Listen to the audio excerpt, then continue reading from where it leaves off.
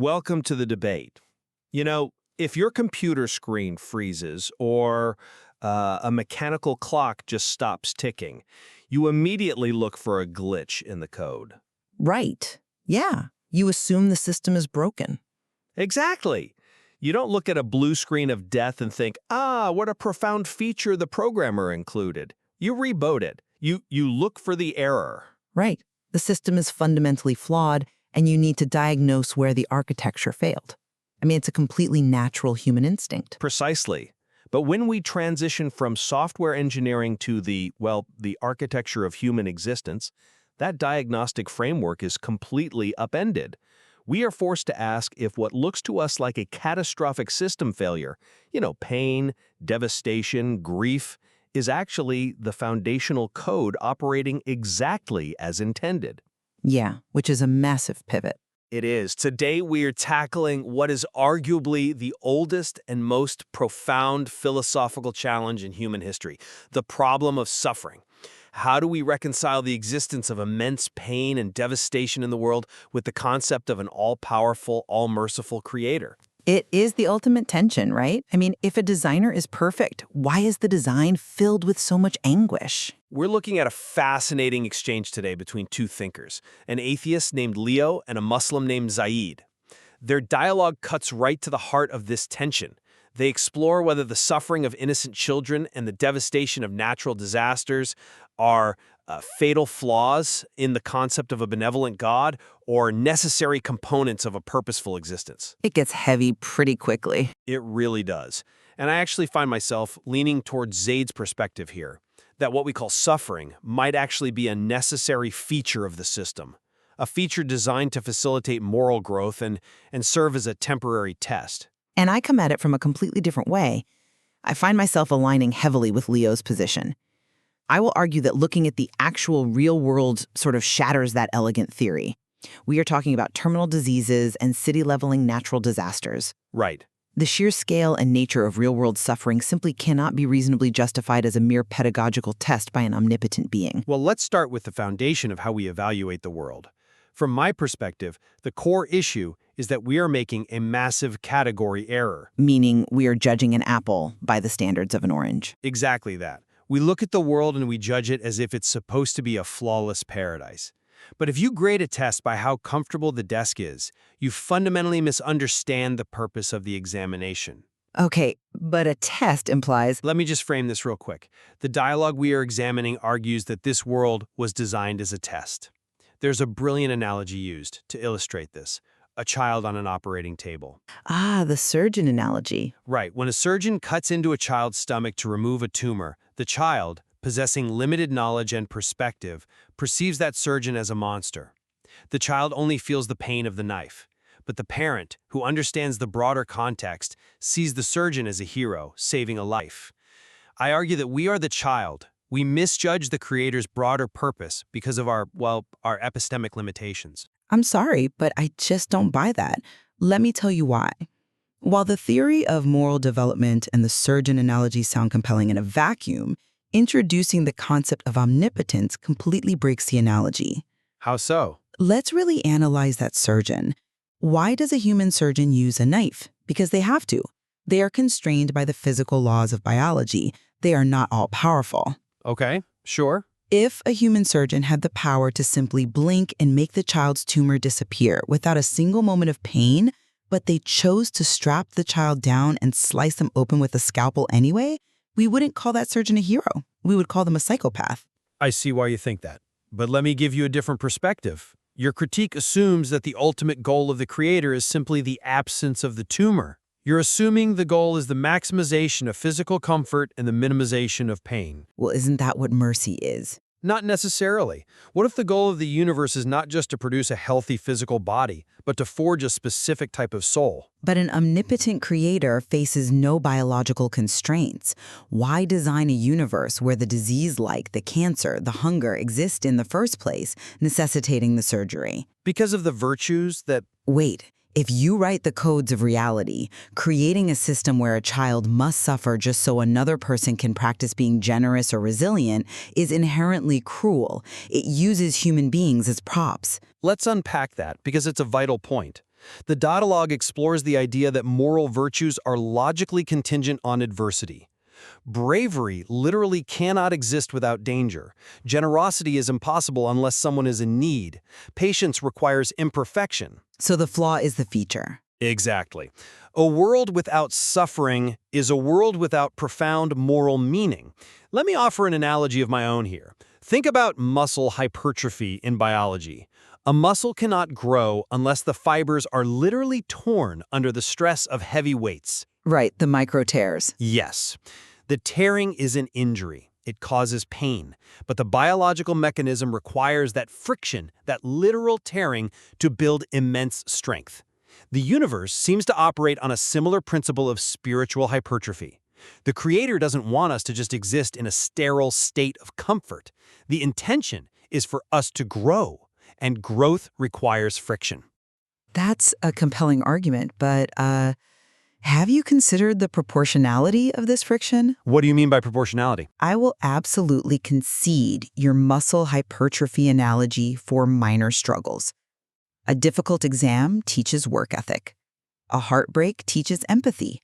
Lifting a 20-pound weight tears the muscle just enough to build strength. But does moral growth require the extreme friction of terminal bone cancer in a 4-year-old?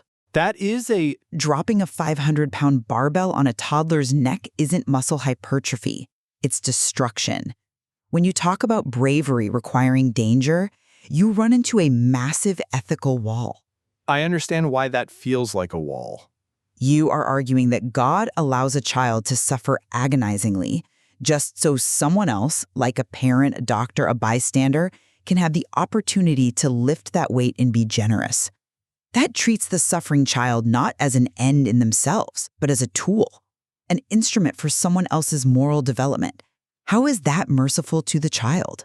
If you're listening to this and you've ever watched a loved one suffer, hearing it called a test probably sounds incredibly harsh, maybe even offensive. And that's exactly the tension we need to unpack. I have to admit, when you frame it around a pediatric oncology ward, it is incredibly difficult to look at that and say, this is just friction. It really is. The visceral, emotional weight of that almost breaks the philosophical framework. I struggle with it myself. It's emotionally devastating. But if we stick to the logic of the framework we are discussing, we have to look deeper into the mechanism. It is not merely that one person suffers so another can be generous. The one suffering is also undergoing a profound spiritual elevation. Patience isn't just for the bystander. It is the ultimate virtue of the one in pain. But a 4-year-old? A 4-year-old isn't conceptualizing spiritual elevation. They are just experiencing terror and pain. Which is why we have to zoom out to the epistemic gap we mentioned earlier, the gap in processing power and knowledge between a limited human mind and an infinite creator. We keep circling back to this gap. The human mind is demanding to read the entire code base of the universe when it only has access to a single line of script. Okay, but We cannot map out the exact causal chain of why a specific instance of suffering leads to a greater ultimate good. But our inability to see the purpose doesn't mean the purpose doesn't exist. In the theological framework Zaid presents, the capacity to maintain faith, or even just the raw endurance of the soul in the darkest, most agonizing moments, is a form of spiritual actualization that we cannot fully comprehend. You cannot achieve the highest peaks of human resilience in a padded room. I understand the logic of the epistemic tap. I really do. But I think it can easily become a philosophical escape hatch. An escape hatch. Yeah. Whenever the system looks irredeemably cruel, we just say, well, we can't understand the math. Let's shift this away from human-to-human adversity or disease. Let's talk about the environment itself. The unnecessary evil. Okay. Even if I grant you that personal trauma tests our individual character, what about the Earth itself? A human didn't engineer the tectonic plates to crush a city. Natural disasters are indiscriminate. They don't test character, they obliterate it. They wipe out the wicked and the righteous, the old and the infant, instantly. Why are these built into the system if the goal is individual moral testing? The dialogue provides a fascinating reframing of this. It argues that we shouldn't view an earthquake as a system failure or a glitch in the Earth's crust. Rather, it functions as a deliberate wake-up call. A wake-up call? Yes. The word simulation is often used to describe our temporal reality in these discussions. Think about human psychology for a moment. Think about the hedonic treadmill. When our air conditioning works, our refrigerators are full, and our health is stable, what happens? We get comfortable. Exactly. We become entirely complacent. We get too comfortable. We start to view this temporary, highly volatile simulation as our permanent home. We get caught up in trivialities, and we completely forget our ultimate purpose and our creator. So devastating a city is a cosmic alarm clock? I have to push back on that strongly. Hear me out. If the world were perfectly safe, if the tectonic plates never shifted and the storms never raged, spiritual apathy would be the default state of humanity. The natural disaster serves as a stark, unavoidable psychological reset. It reminds every single survivor and everyone watching from afar, this is not your home. You are not in control. Your existence is fragile. I acknowledge the psychological truth that crises reorient our priorities. Like a sudden heart attack might make a workaholic CEO finally spend time with their family. But again, it's the scale. A tsunami wiping out 200,000 people in an afternoon is a different category of event. It is massive, yes. The idea that mass deaths is required just to remind the survivors not to get too comfortable seems like an incredibly destructive, almost primitive pedagogical method. If the goal is to remind people of their creator, an omnipotent being could surely send a reminder that doesn't involve burying thousands of people under rubble. But see, You've got a problem. It only looks like collateral damage if death is the absolute end of the equation. And this brings us to the ultimate theological safety net provided in the text. You are evaluating the justice of the system while only looking at the first millimeter of an infinite timeline. In the dialogue, Zaid explains that the Islamic tradition views this life as a shadow. It is a short bridge. A bridge to eternity. Precisely. The text cites a profound Islamic tradition, the Hadith of the Prophet Muhammad, which completely recontextualizes the proportionality argument you made earlier. It addresses the 4-year-old with cancer. It addresses the victim of the tsunami. Okay, how so? It states that on the day of judgment, the person who suffered the most in this entire world, imagine the most agonizing, unfair, brutal life possible, will be dipped into paradise for a single second, just 1 second. And when asked, "Did you ever feel any pain?" they will answer, "Never, my Lord." The bliss is so absolute, so conceptually and viscerally overwhelming that it retroactively erases even the memory of the deepest worldly trauma. Wow. Yeah. When you factor in eternity, the suffering truly becomes a mathematical rounding error. A blink of an eye. That's an interesting point, though I would frame it differently. I understand the mathematical elegance of that. I really do. If you have an infinite reward, it can mathematically balance out any finite equation of pain. Infinity minus 1,000,000 years of suffering is still infinity. Right. But while that answers the question of compensation, it still doesn't answer the question of necessity. How do you mean? Because the provision of a cure does not exonerate the intentional introduction of the disease. Even if the pain is temporary, even if it is completely forgotten, a perfect designer could offer the eternity of bliss without the preamble of trauma. If God can dip a soul into paradise and instantly erase the memory of pain, why not just create the soul in paradise to begin with? Ah, I see. Why the detour through the simulation of suffering? If the destination is infinite bliss, the agonizing journey seems entirely superfluous for an all-powerful being. I mean, if I break someone's leg and then give them $1 billion and tell them it was a test of their endurance, they might be thrilled with the money. They might even say it was worth it, but they would still rightly question why I broke their leg in the first place. I am not convinced by that line of reasoning, because breaking a leg is an arbitrary test of endurance. But what we are talking about is the fundamental forging of a soul's identity.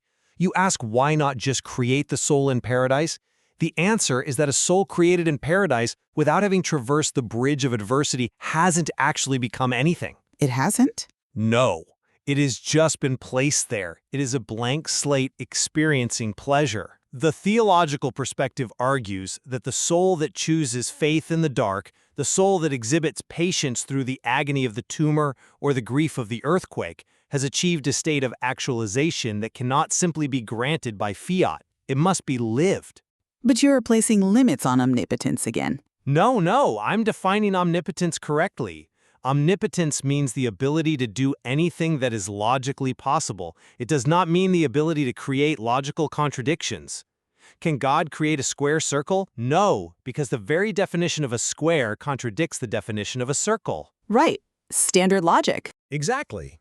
So similarly, can God create a genuinely brave, resilient, tested soul that has never faced danger, adversity, or testing? No, that is a logical contradiction. The memory of the pain might be washed away by the overwhelming presence of paradise, but the spiritual density, the growth, the relationship forged with the Creator during that pain, that remains. Okay, I follow you. The test isn't a pointless detour. It is the very forge that creates the capacity to fully appreciate and inhabit that eternal bliss.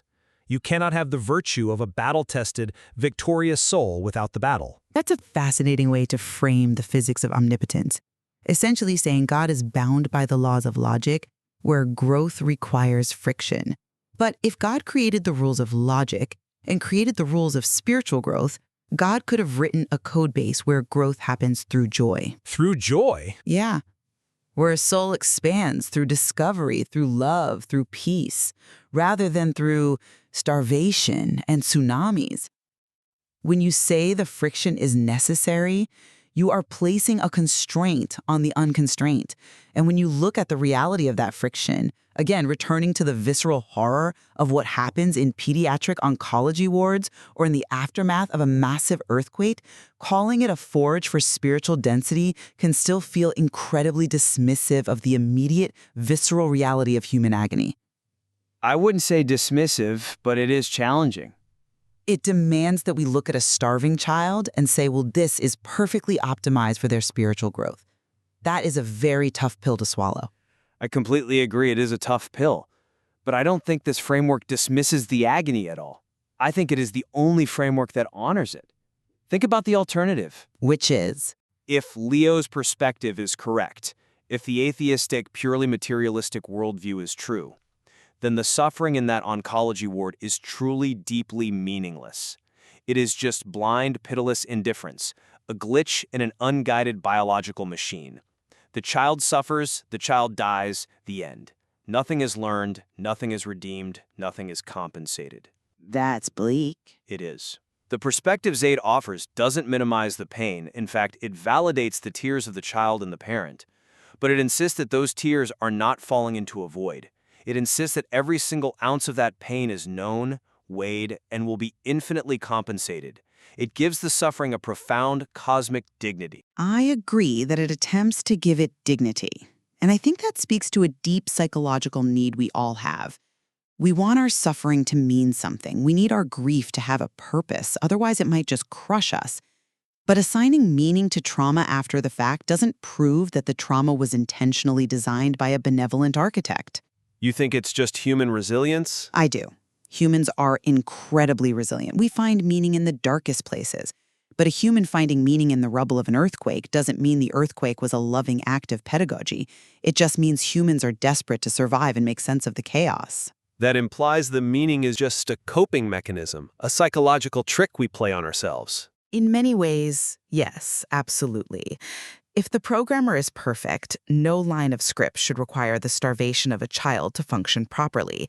We can spend the analogies of surgeons and muscle hypertrophy all day, but at the end of the day, a perfectly merciful being would not engineer a system that relies on mass trauma to produce a few grams of spiritual enlightenment. The collateral damage is simply too high. Unless that trauma is the only logical pathway to save the soul from a localized complacency that would have severed it from eternal bliss. The stakes are infinite, so the friction must occasionally be absolute. And that is exactly where the friction between our two views lies. We are both looking at the exact same data set, the undeniable reality of human suffering. Yes, we are. And what is fascinating here is our convergence on certain fundamental truths. We both acknowledge a shared agreement that the human perspective is inherently limited.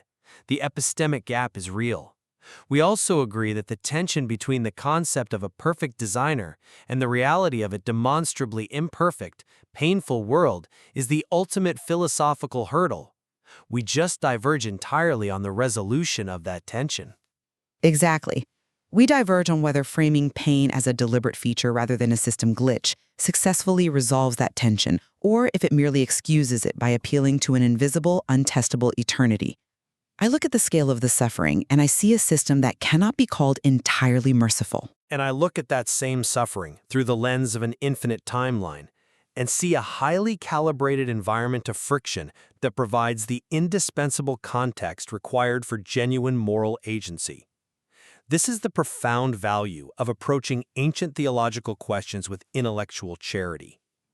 Exploring these opposing views doesn't just sharpen our logic, it deepens our understanding of human resilience, our capacity for empathy, and our relentless search for meaning in the face of tragedy. It really does force you to examine the lenses through which you view reality. If you assume the universe owes you comfort, every pain is an outrage. If you assume the universe is a forge, every pain is a tool. It is beautifully said. And it brings us back to that clock, or that piece of software, or that grand architectural structure we talked about at the very beginning. When you look at the towering edifice of human existence and you see a massive, jagged crack running right down the center of it, the ultimate question remains: are we looking at a catastrophic failure of engineering that proves the architect is absent or incompetent? Or are we simply incapable of seeing that the crack was intentionally carved to let the light in? We leave it to you to weigh the evidence. Until next time.